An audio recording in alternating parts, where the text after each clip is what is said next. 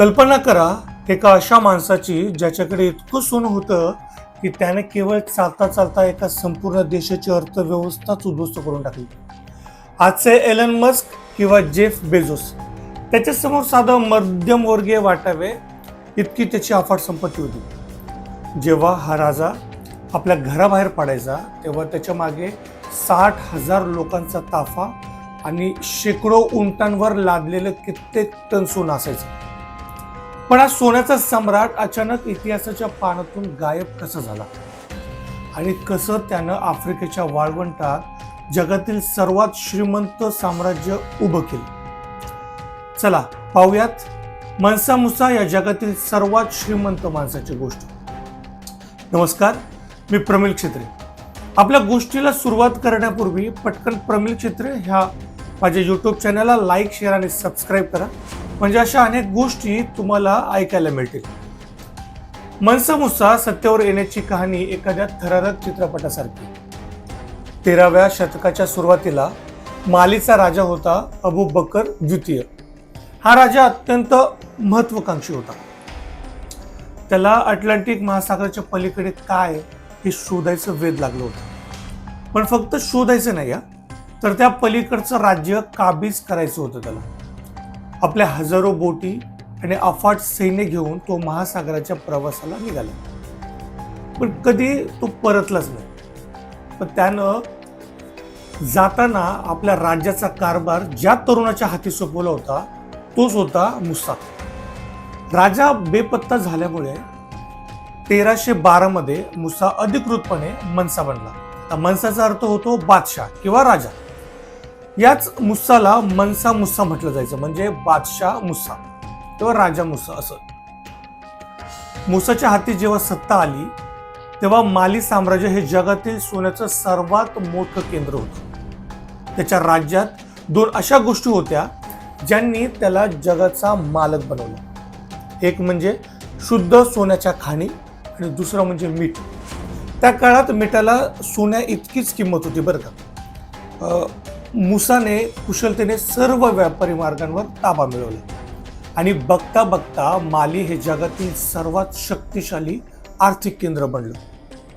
तुम्हाला विश्वास बसणार नाही, पण आजच्या काळात जर मनसा मुसाच्या संपत्तीचं मूल्य मोजलं ना तर ते साधारणपणे $400 अब्ज पेक्षाही जास्त भरेल. आणि $400 अब्ज म्हणजे किती माहिती? सुमारे 33 लाख कोटी रुपये. खूप अमाऊंट झाली, खूप म्हणजे खूप. आता तुलना करायची झाली तर आजचे जगातील सर्वात श्रीमंत व्यक्ती एलन मस्क किंवा जेफ बेझोस यांच्याकडे इतकी स्थिर संपत्ती नाही. सेलिब्रिटी नेटवर्थ या संस्थेनं मनसा मुसाला इतिहासातील सर्वात श्रीमंत माणूस म्हणून घोषित केले. त्या काळात पश्चिम आफ्रिकेतील माली साम्राज्याकडे जगातील सोन्याचा जवळपास अर्धा साठा होता. पण गंमत बघा, मुसाच्या राज्याच्या दक्षिणेला सोन्याच्या खाणी होत्या, तर उत्तरेला सहारा वाळवंटात मिठाच्या खाणी होत्या. या 2 टोकांच्या गोष्टींमधूनच मनसा मुसाने जगाचं अर्थकारण मुठीत धरलं होतं. आज आपल्याला मीठ सहज मिळतं, पण मुसाच्या काळात मीठ हे सोन्या इतकंच वजनाने विकलं जायचं. याचं कारण होतं शरीराची गरज आणि अन्न टिकवून ठेवण्याची पद्धत. सहाराच्या धगधगत्या वाळवंटात माणसाच्या शरीरातील मीठ घामावाटे बाहेर जायचं. घाम जो असायचा त्याच्या वाटे ते बाहेर जायचं. मीठ न मिळाल्यास मृत्यू अटळ होता. त्यामुळे वाळवंटातील लोकांसाठी मीठ हे सोन्यापेक्षाही मौल्यवान होतं असं म्हटलं जातं. मुसाचे व्यापारी 1 किलो सोन्याच्या बदल्यात 1 किलो मीठ द्यायचे. हे ऐकायला आज वेडेपणा वाटेल, पण जगण्यासाठी तेव्हा सोन्यापेक्षाही मिठाची किंमत जास्त होती बरं का. ही गोष्ट लक्षात ठेवण्यासारखी. मुसाच्या साम्राज्यात सोनं आणि मिठाचा व्यापार एका अत्यंत रहस्यमय पद्धतीने चालत होता, ज्याला सायलेंट ट्रेड म्हटलं जायचं. सोन्याच्या खाणी नेमक्या कुठे आहेत हे मुसाने जगापासून एक गुपित ठेवलं होतं. मिठाचे व्यापारी एका ठराविक ठिकाणी मिठाच्या गोण्या ठेवून ढोल वाजवून निघून जायचे. मग खाणीतून सोन्याचे मालक येत त्यांना हवं तितकं सोनं ते तिथं ठेवायचे आणि निघून जायचे. जर सोन्याची किंमत मिठाच्या व्यापाऱ्यांना पटली तरच ते सोनं घेऊन जायचे. दोन्ही बाजूंनी एकमेकांना कधीच पाहिलं नाही किंवा एक शब्दही बोलले नाही. हे एक रहस्य होतं की मुसाच्या मरणानंतरही कित्येक दशकं सोन्याच्या खाणीचा पत्ताच कोणाला लागला नाही. मुसाकडे सोन्याचा इतका साठा होता की त्याला सोन्याची किंमतच उरली नाही. पण त्याला माहित होतं की जगाला याची हाव आहे. त्याने सोन्याचा वापर केवळ चैनीसाठी नाही तर राजकीय ताकद म्हणून केला. पण हेच सोनं पुढे जाऊन त्याच्या साम्राज्यासाठी शाप ठरला. मुसाने जेव्हा मक्केच्या यात्रेत सोन्याचा अफाट वर्षाव केला तेव्हा जगाच्या नकाशावर माली साम्राज्याकडे लोकांच्या नजरा वळल्या. युरोपीय आणि अरब जगाला पहिल्यांदा समजलं की आफ्रिकेच्या मध्यभागी सोन्याचा डोंगर आहे. आज सोन्याच्या हव्यासा पोटी पुढे अनेक आक्रमकांनी या साम्राज्यावर डोळा ठेवला. पण जगाला या राजाच्या श्रीमंतीचा खरा धक्का तेव्हा बसला जेव्हा तो 1324 मध्ये मनसा मुसाने मक्केच्या यात्रेवर जाण्याचा निर्णय घेतला. ही केवळ एक धार्मिक यात्रा नव्हती बरं का, तर ते एका महान सत्तेचं महाभयंकर प्रदर्शन होतं. मुसा जेव्हा राजधानीतून बाहेर पडला तेव्हा त्याच्या ताफ्यात 60,000 पेक्षा जास्त लोक होते. 12,000 गुलाम होते ज्यांच्या हातात शुद्ध सोन्यानं मडवलेल्या काट्या होत्या. शेकडो उंटांचा असा ताफा होता ज्यांच्यावर कित्येक टन सोनं लादलेलं होतं. हा सोन्याचा ताफा जेव्हा इजिप्तची राजधानी कैरोमध्ये पोहोचला तेव्हा तिथे लोक थक्क झाले.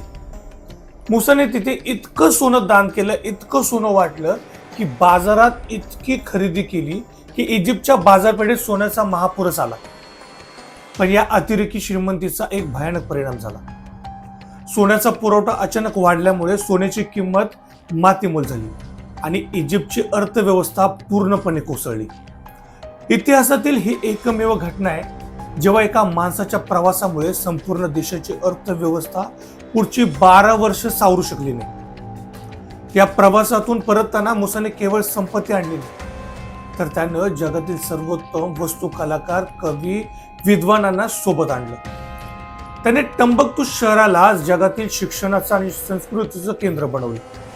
त्याने बांधलेली जिंगारेबर मशीद आजही त्याच्या वैभवाची साक्ष देते. त्या काळी त्यांनी स्थापन केलेल्या संकोर विद्यापीठात 25,000हून अधिक विद्यार्थी शिक्षण घेत होते, जे ते काळातील युरोपमधील कोणत्याही विद्यापीठापेक्षा मोठं होतं. मुसाचं आयुष्य जितकं वैभवशाली होतं तितकंच त्याच्या साम्राज्याची सुरक्षा कडक होती.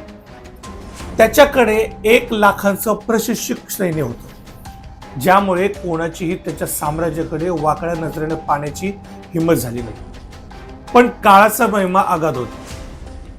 1737 मध्ये सुमारे 25 वर्ष राज्य केल्यानंतर या महान सम्राटाचा नैसर्गिक मृत्यू झाला.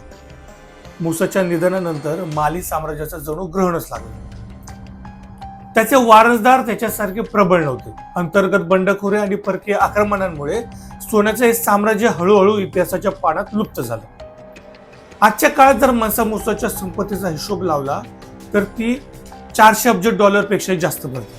पण मुसाची खरी ओळख केवळ त्याचं सोनं नाही तर त्याने आफ्रिकेला दिलेलं ज्ञान आणि समृद्ध वारसा आहे.